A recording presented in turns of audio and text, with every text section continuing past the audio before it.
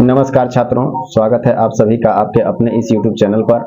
आज हम आपके लिए लेकर के आए हैं झारखंड शैक्षणिक अनुसंधान एवं प्रशिक्षण परिषद रांची के द्वारा 2023-24 का मॉडल क्वेश्चन पेपर।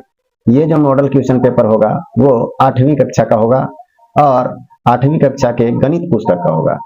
समय इसके लिए आपको 1 घंटे दिए जाएंगे और पूर्णांक होगा 50 का, यानी 50 नंबर का 50 प्रश्न होगा।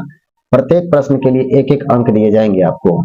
सामान्य निर्देश के अंतर्गत दिया गया है कि कुल 50 प्रश्न हैं। इस पूरे क्वेश्चन पेपर में आपको टोटल मिलाकर के 50 प्रश्न दिए गए हैं। दूसरा पॉइंट में कहता है कि सभी प्रश्नों के उत्तर अनिवार्य हैं, मतलब जितने भी प्रश्न इसमें दिए गए हैं वो सभी प्रश्नों का उत्तर देना आवश्यक है। इसके बाद अगला पॉइंट में कहता है कि प्रत्येक प्रश्न के लिए 1 अंक निर्धारित है। जितने प्रश्न आप हल करेंगे उसके लिए 1 अंक आपको दिए जाएंगे। इसके बाद अगला पॉइंट में कहता है कि प्रत्येक प्रश्न के 4 विकल्प दिए गए हैं, सही विकल्प का चयन कीजिए। मतलब पर क्वेश्चन का 4 विकल्प दिया गया है, 4 ठो उत्तर दिया हुआ होगा, उसमें 4 में से एक ही उत्तर कोई सही है और उसी को आपको चुनना है। अगला पॉइंट में कहता है कि गलत उत्तर के लिए कोई अंक नहीं काटे जाएंगे। मतलब एक भी सवाल आप गलत बनाते हैं तो उसके लिए कोई नंबर नहीं काटा जाएगा, बल्कि उसके लिए आपको 0 नंबर दिए जाएंगे। अब बात करते हैं पहला नंबर प्रश्न का। इसमें जो पहला नंबर प्रश्न है उसमें कहता है कि 5 का गुणात्मक प्रतिलोम यानी व्युत्क्रम होगा। तो 5 का गुणात्मक प्रतिलोम वास्तव में होता क्या है? तो गुणात्मक प्रतिलोम का मतलब होता है कि कोई भी परिमेय संख्या दिया हुआ हो तो उसको अंश को हर के रूप में बदल दीजिए और हर को अंश के रूप में बदल दीजिए। सीधा सा फंडा है। अगर आप जानना चाहते हैं कि गुणात्मक प्रतिलोम में आखिर होता क्या है, तो वैसी दो संख्याएं जो आपस में गुणा होने के बाद 1 प्रदान करती है तो उसको गुणात्मक प्रतिलोम कहते हैं। अगर हम 5 के बारे में बात करें तो 5 में कितना से गुणा करें कि वो 1 दे देगा, तो 1/5 से। जब 1/5 से 5 में गुणा करते हैं तो मान आता है 1, यानी ये 5 का गुणात्मक प्रतिलोम जो है वो 1/5 है। आप इस ऑप्शन में देख लें कि कहाँ पे आपको 1/5 दिखाई दे रहा है। तो 1/5 जो है वो ऑप्शन सी के जगह पे यहाँ पे डी होना चाहिए था, सी दिया हुआ है। ऑप्शन डी जो होगा वो आपका बिल्कुल सही उत्तर हुआ। इसी तरह से एक सवाल आता है योज्य प्रतिलोम। तो योज्य प्रतिलोम में सिर्फ चिन्ह को बदल दिया जाता है। यानी अगर हम बात करते 5 का योज्य प्रतिलोम यदि निकालने के लिए हमारे पास कहा होता तो 5 का योज्य प्रतिलोम हो जाता -5। सिर्फ चिन्ह को बदल देना है। इसका तरीका क्या होता है? आखिर योज्य प्रतिलोम कहते किसको है? तो जब दो संख्याएं आपस में जुड़कर 0 प्रदान करती है तो उन दोनों संख्याओं को एक दूसरे का योज्य प्रतिलोम कहा जाता है। तो 5 का -5 के साथ योग करेंगे तो 0 मिलेगा, इसीलिए 5 का योज्य प्रतिलोम क्या हो जाएगा? -5। उम्मीद है समझ में आया होगा। योज्य प्रतिलोम कहे तभी निकाल लेंगे और गुणात्मक प्रतिलोम कहे तभी निकाल लेंगे। अब बात करते हैं सवाल नंबर दूसरा का। दूसरा में कहता है कि 2 परिमेय संख्याओं के बीच कितनी परिमेय संख्याएं होती हैं?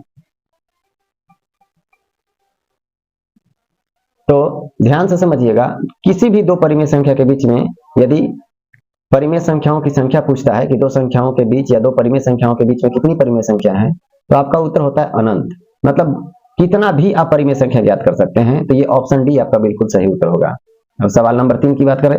इसमें कहता है कि गुणनफल 1 प्राप्त करने के लिए 9/23 को किससे गुणा करना होगा? यानी 9/23 जो हमारे पास दिया हुआ है इसमें कितना से गुणा करें कि 1 मिल जाएगा? तो सिंपल सा बात है, 23/9 से गुणा कीजिए। अब अगर 23/9 से आप गुणा करते हैं तो देखिए 23 से 23 कैंसिल हो जाएगा, 9 से 9 कैंसिल हो जाएगा, तो मिलेगा क्या? 1। तो आपका उत्तर क्या होगा? 23/9। तो 23/9 देख लीजिए ऑप्शन सी में दिया है, इसीलिए ऑप्शन सी आपका बिल्कुल सही उत्तर हो गया। अब हम बात करते हैं इसके आगे सवाल नंबर 4 की। सवाल नंबर 4 में हम लोग देखते हैं तो कहता है कि 3/5 का व्युत्क्रम होगा।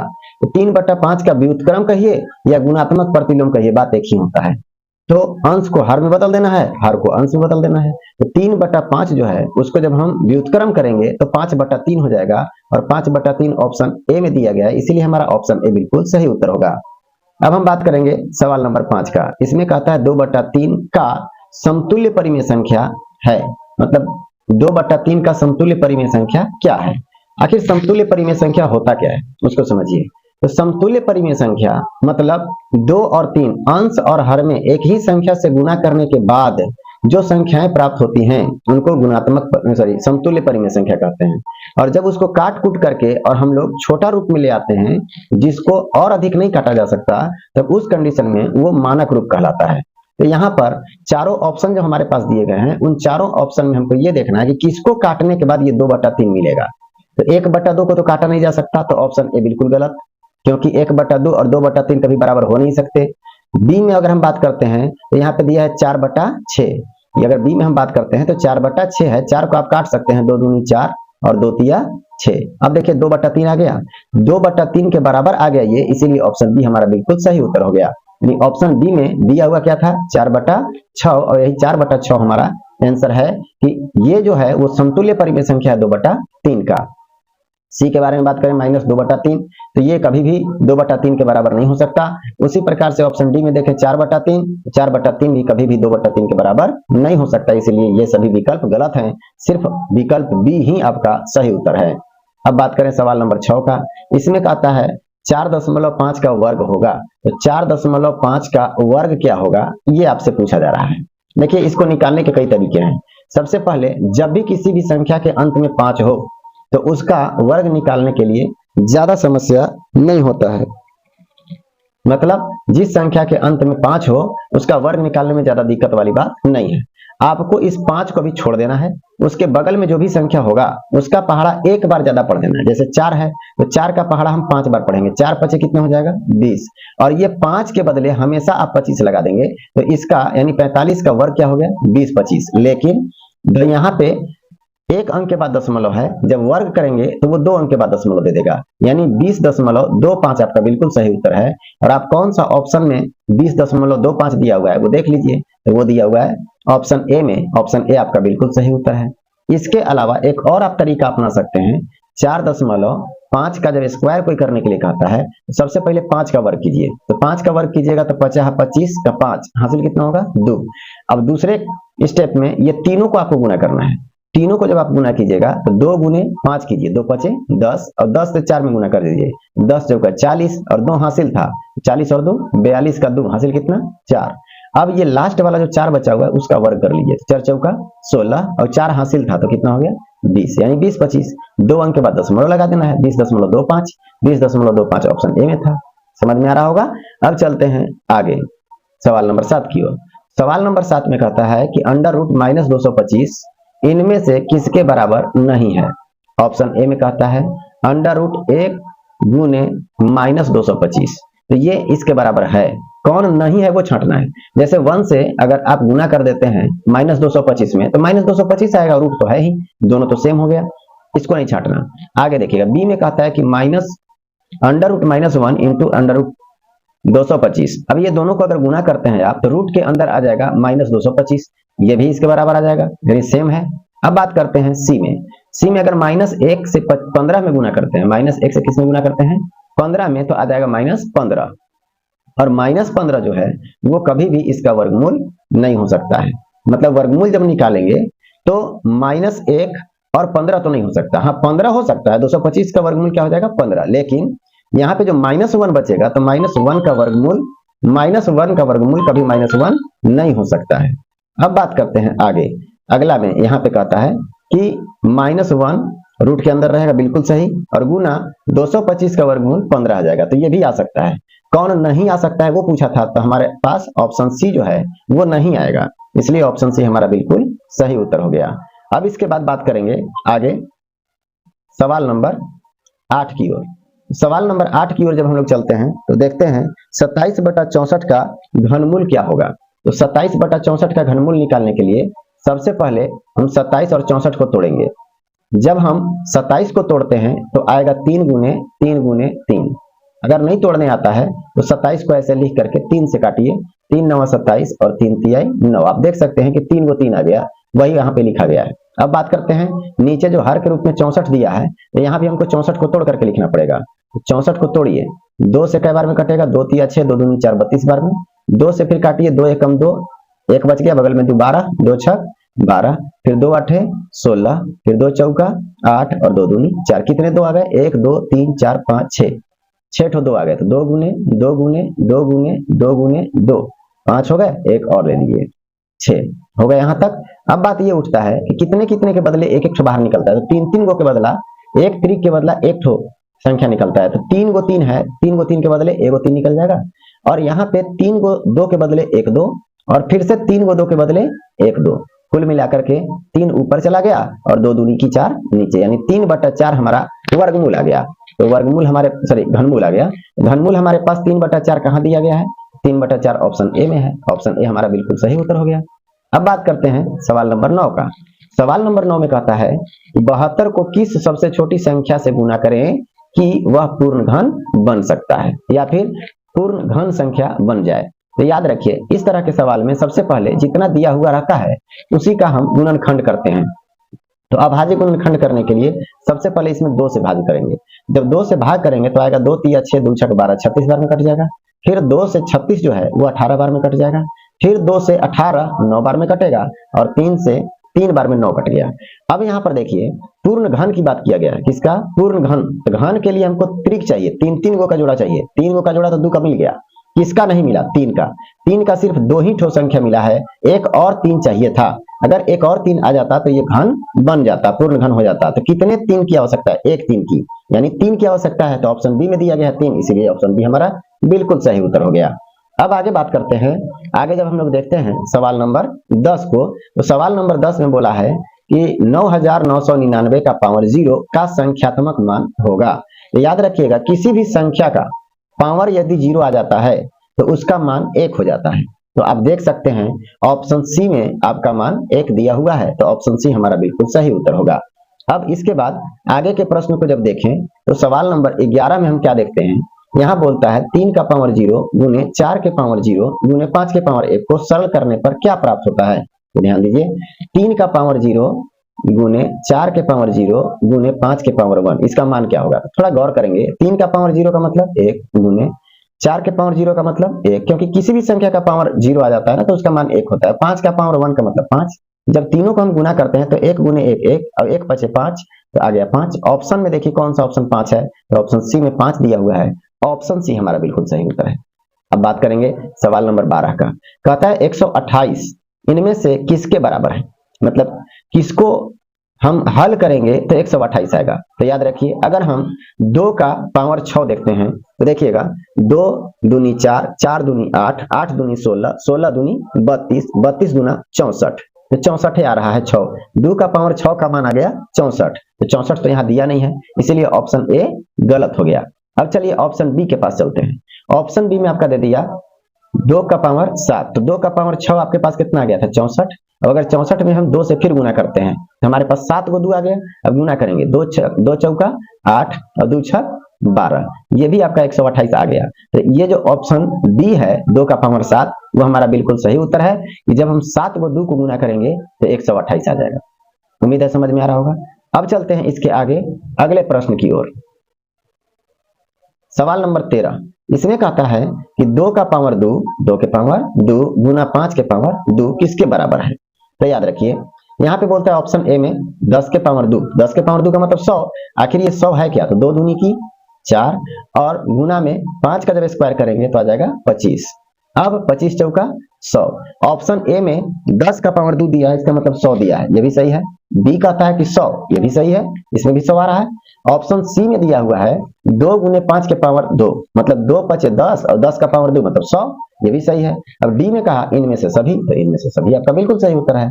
अब बात करेंगे 14 नंबर सवाल का। इसमें दिया पी क्यू, नीचे दिया हुआ है 6 और गुना के रूप में दिया गया है।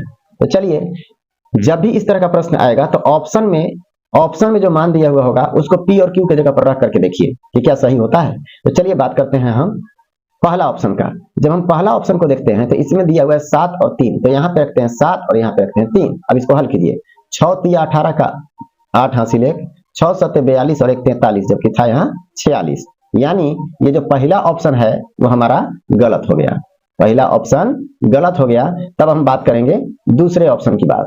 जब दूसरे ऑप्शन के बारे में बात करें तो यहाँ पे पी के जगह पर 7 दिया है और क्यू के जगह पर 8 दिया है। अब इसको गुना कीजिए, 6 से 8 में गुना करेंगे, 6 8 48 के 8 हासिल 4, फिर 6 सत्ते 42, 42 और 4 46, आ गया क्या? आ गया। तो ऑप्शन बी हमारा बिल्कुल सही उत्तर हो गया। अब इसी तरह से अगर आप सोच रहे होंगे कि शायद दूसरा और तीसरा मतलब सी और डी में भी जो दिया है उससे भी आ जाए, तो ट्राई करके देखते हैं। 3 और 7 लेते हैं, यहाँ पे 3 ले लीजिए, यहाँ 7 ले लीजिए। अब 6 सत्ते 42 का 2 आ ही नहीं सकता है, अंतिम में इकाई अंक में छट गया, 8 ना आकर के 2 आ जा रहा है, तो ये तो बिल्कुल गलत हो गया। डी में अगर बात करते हैं तो डी में 7 है, तो 7 तो 6 सत्ते 42 आ जाएगा, ये भी गलत हो गया, कभी नहीं आ सकता है। यानी सी और डी तो बिल्कुल नहीं आ सकता। तो हमारा ऑप्शन कौन सा सही हो गया? ऑप्शन सही हुआ हमारा बी, यानी 7,8। अब इसके बाद आगे के प्रश्न को देखना है हमको। तो आगे के प्रश्न में हमारे पास दिया है 15 नंबर सवाल में कि 20x² y, 20x² y भागा में दिया है 5xy, तो भागा को हम बट्टा में लिख सकते हैं, 5xy लिखेंगे। 5 से कटेगा 20, 5 चौका 20, 4 बार में। x से एक ठो x कट जाएगा तो एगो x बचेगा, y से y कैंसिल हो जाएगा, तो बचा हमारे पास क्या? 4 और x। तो आप देख सकते हैं 4x दिया हुआ है ऑप्शन ए में, इसलिए ऑप्शन ए बिल्कुल सही उत्तर है। अब बात करेंगे सवाल नंबर 16 का। इसमें कहता है x प्लस वाई का whole square, x plus y का होल स्क्वायर और माइनस में 4xy। अब कहता है कि इसको हल कीजिए, सरल करने पर क्या प्राप्त होगा। तो चलिए सरल करते हैं। जब सरल करेंगे तो आएगा x² plus 2xy plus y²। क्यों? क्योंकि a प्लस b का होल स्क्वायर बराबर होता है सूत्र a² plus 2ab plus b²। तो यहाँ x प्लस y का होल स्क्वायर है, तो x² plus 2xy plus y² हो जाएगा और माइनस में 4xy। अब यहाँ पे x² का जाति का कोई नहीं मिला, लिखा जाएगा। फिर प्लस या माइनस क्या होगा, वो तो xy, देखिए यहाँ भी xy है, यहाँ भी xy है, दोनों एक जाति का है, तो जुटेगा या फिर घटेगा। तो अलग अलग चिन्ह है, और जब अलग अलग चिन्ह होते हैं तो वो माइनस होते हैं। तो 4 में से 2 खर्च हो जाएगा 2 और xy इसके साथ लगेगा। अब चिन्ह क्या होगा, प्लस का या माइनस का? तो बड़ा वाला का चिन्ह लगता है, तो बड़ा 4 था इसलिए इसमें माइनस है, तो माइनस लगेगा और प्लस में y²। अब एक बात बताइए कि यदि ये है तो भी सही है, और नहीं तो x² minus 2xy plus y² का सूत्र एक और होता है x माइनस y का होल स्क्वायर। अब देखते हैं कि ऑप्शन में आपका क्या दिया हुआ है। ऑप्शन में है ए में x² plus y² plus 2xy plus 2xy, देखिए यहाँ दिया हुआ है, x² भी दिया हुआ है, y² भी दिया हुआ है, 2x² भी दिया प्लस में, और माइनस में 4xy, माइनस में 4xy भी दिया हुआ है, ये सही है। ऑप्शन बी में चलिए। बी में कहता है कि x² plus y², x² plus y², यहाँ देखिए दूसरा स्टेप में x² प्लस y² और माइनस में 2xy, माइनस में 2xy भी है, बी भी सही है। अब ऑप्शन ए और ऑप्शन बी तो सही हो गया। अब ऑप्शन सी को देखिए। ऑप्शन सी में कहा है a माइनस बी का x माइनस वाई का होल स्क्वायर, तो x माइनस वाई का होल स्क्वायर ही तो यहाँ पे दिया हुआ है। ये जो आप देख रहे हैं ये x² माइनस 2xy और प्लस y², ये किसका सूत्र होता है? x माइनस वाई का ही तो होल स्क्वायर होता है, तो x माइनस वाई का होल स्क्वायर यहाँ दिया हुआ है, तो गलत तो दिया नहीं, ये भी सही है। अब ऑप्शन डी में कह दिया इनमें से सभी, हाँ बिल्कुल सही है, इनमें से सभी होगा। अब इसके बाद आगे बात करते हैं 17 नंबर सवाल का। सवाल नंबर 17 में कहता है x का पावर 4 माइनस 81। अब इसको हल करना है। तो इसको हल करने के लिए सबसे पहले स्क्वायर के रूप में तोड़ना होगा इसको, तो चलिए स्क्वायर के रूप में तोड़ते हैं। तो x का पावर 2 और इसका पावर 2 करेंगे तो x का पावर 4 हो जाएगा, स्क्वायर के रूप में टूट भी गया। अब 81 को हम लिख सकते हैं 9 का स्क्वायर। अब देखिए a² माइनस b² के सूत्र पे तोड़ेंगे, तो a² माइनस b² बराबर होता है a plus b into a minus b. तो यहाँ पे हम क्या करने वाले हैं, a प्लस बी लिखने वाले हैं। तो a के जगह पर क्या है x², मतलब कोष्ठ के अंदर जितना है वो सब a है, तो a के जगह पर x² हो गया प्लस b के जगह पर 9, फिर से इंटू a के जगह पर क्या होगा x² और माइनस का चिन्ह लगा करके अब की बार क्या लिखना है b यानी 9। अब बताइए कि x² प्लस 9, इसमें तो कोई प्रॉब्लम नहीं है, x² प्लस 9 हो गया। लेकिन अगला जो है उसमें आप देखिए x² ये हो गया और माइनस में 9 को भी तोड़ा जा सकता है, तो ये तो x² हो गया, माइनस 9 को हम लिख सकते हैं 3 का स्क्वायर लिख सकते हैं। अब आगे बढ़िए, यहाँ पे आएगा x² प्लस 9 और फिर आगे बढ़िएगा तो आ जाएगा यहाँ पे a² माइनस b², तो a plus b into a minus b, a के जगह पे x है प्लस 3 लिखेंगे b के जगह पर इंटू x और माइनस लिखेंगे 3 b के जगह पर, तो x² plus 9 into x plus 3 into x minus 3, ये आपका आंसर हो गया।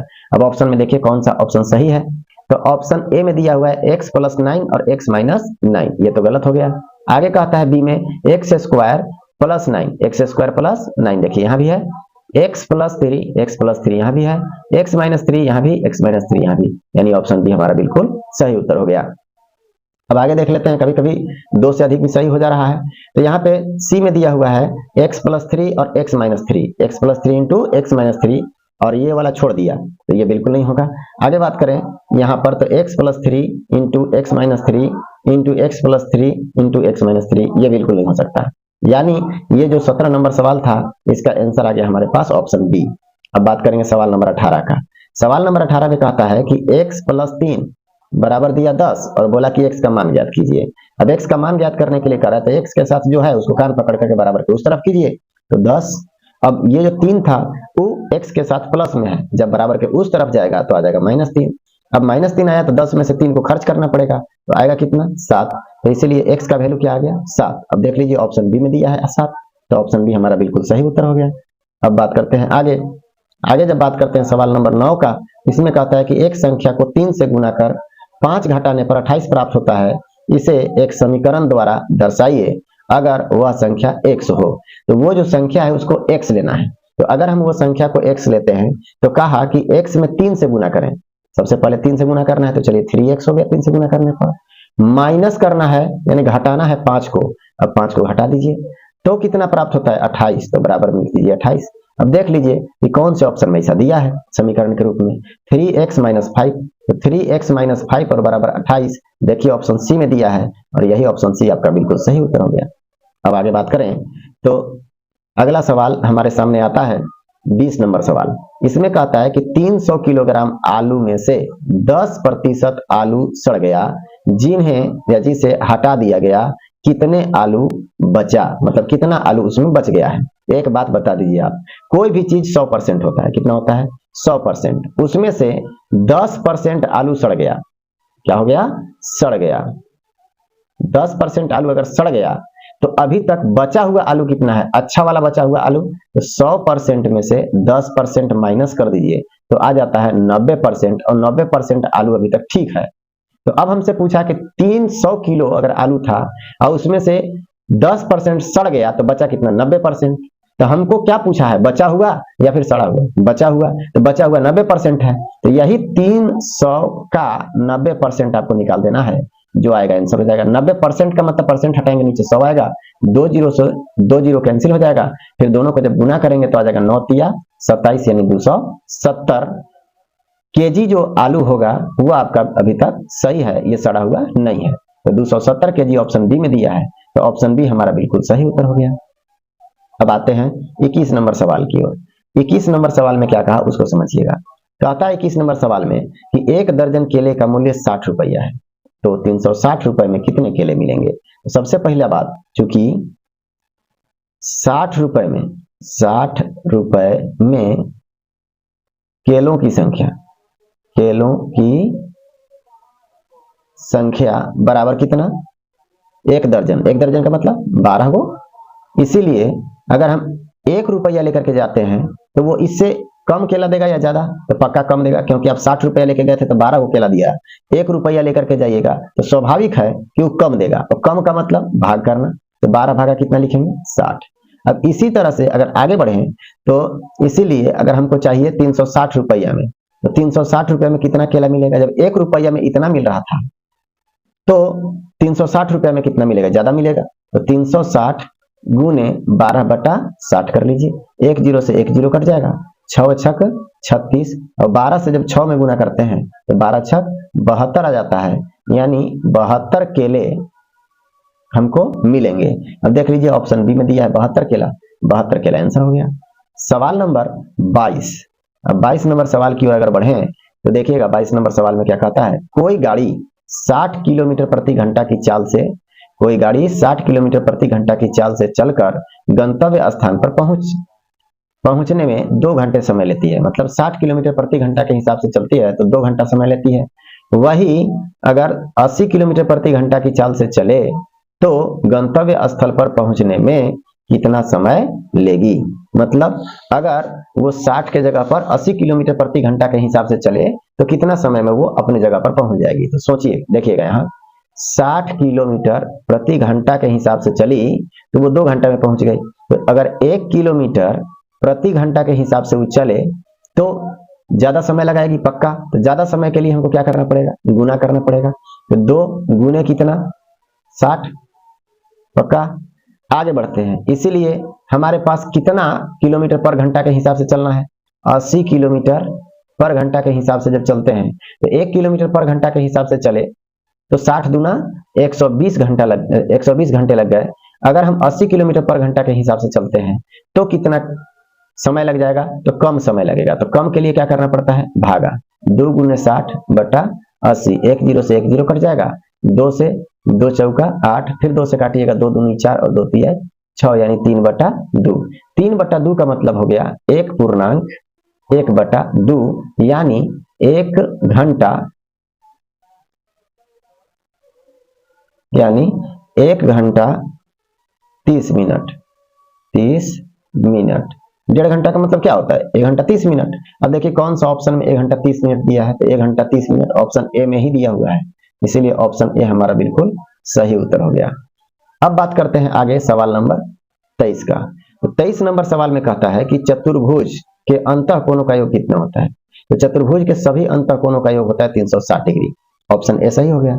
अब बात करें 24 नंबर सवाल का, तो इसमें कहता है कि एक समबाहुभुज में प्रत्येक अंतस्थ कोण बहिष्य कोण की 4 गुनी है। तो प्रत्येक अंतस्थ कोण जो है वो बहिष्य कोण की 4 गुनी है, तो बहुभुज की भुजाओं की संख्या बताइए। तो एक बात बता दे आपको कि समबाहुभुज है, उसके प्रत्येक कोण की माप तो हमको ज्ञात नहीं करना है, लेकिन अगर हम कुल भुजाओं की संख्या के आधार पर उसके अंदर आंतरिक कोण ज्ञात कर लें और ये देख लें कि बहिष्य कोण का 4 गुना है कि नहीं और उसका सेटिस्फाइड कर दे, तो हम समझ लेंगे कि वही उत्तर सही होगा। तो अगर भुजा हम मान लेते हैं कि 6 गो भुजा है उसका, तो अगर 6 गो भुजा है तो अंतःकोण कितना होगा, तो एक सूत्र होता है n-2 इंटू 180 डिग्री।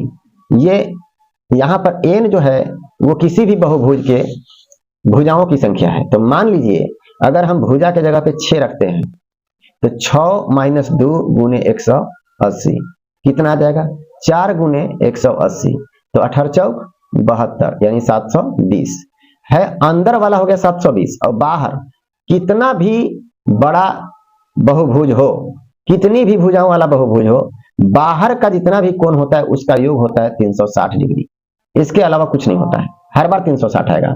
अब ये कहता है कि ये जो है वो इसका 4 गुना है।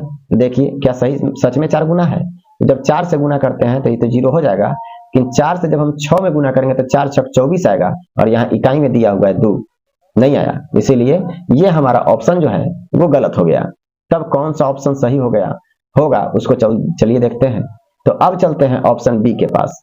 ऑप्शन बी में दिया 8, तो चलिए 8 में से 2 खर्च करेंगे और गुना करेंगे 180 से। तो 8 में से 2 खर्च किए तो 6 गुना 180, 18 छक 78 से 108 अब 0।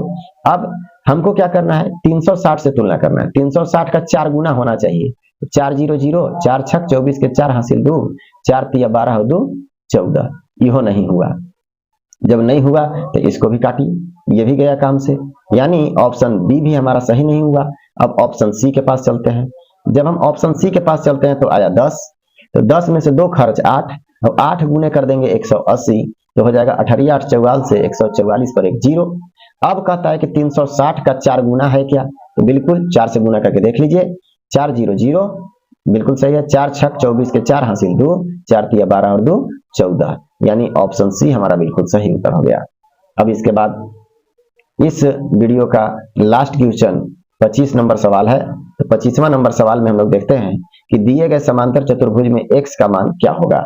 तो ये समांतर चतुर्भुज दिया हुआ है, तो समांतर चतुर्भुज के सम्मुख कोण आपस में बराबर होते हैं। अगर ये वाला कोण 85 डिग्री है तो आप इसके सम्मुख कोण यहाँ भी 85 डिग्री आसानी से लिख सकते हैं, कोई समस्या नहीं होना चाहिए, क्योंकि ये एक दूसरे के सम्मुख कोण है। सम्मुख कोण के आधार पर ये 85 तो ये भी 85। अब ये एक सरल रेखा है और जब सरल रेखा है तो यहाँ से एक किरण निकली तो 2 ठो कोण बना, और नियम ये कहता है टी फॉर्म से या फिर रैखिक युग्म से कि ये दोनों कोणों का योग जो होता है वो 180 डिग्री के बराबर होता है। तो x का मान अगर निकाले तो 180 डिग्री में से कितना माइनस करना पड़ेगा, 85, क्योंकि 85 इधर प्लस में, जब बराबर के उधर जाएगा तो माइनस में हो जाएगा। जब घटाएंगे तो 0 में से 5 नहीं घटेगा, 10 में से 5 खर्च करेंगे 5, यहाँ बच गया 7, 7 में से 8 नहीं घटेगा, 17 में से 8 खर्च 9, यानी 95 डिग्री। अब ऑप्शन में देख लीजिए, ऑप्शन बी में 95 डिग्री दिया हुआ है और यही हमारा बिल्कुल सही उत्तर है। तो आज का क्लास यहीं समाप्त करते हैं। अगले क्लास में 26 नंबर सवाल से लेकर के और 50 नंबर सवाल तक हम लोग पूरी तरह से हल करेंगे, किसी भी प्रकार का कोई समस्या नहीं होगा। धन्यवाद। जय हिंद, जय भारत।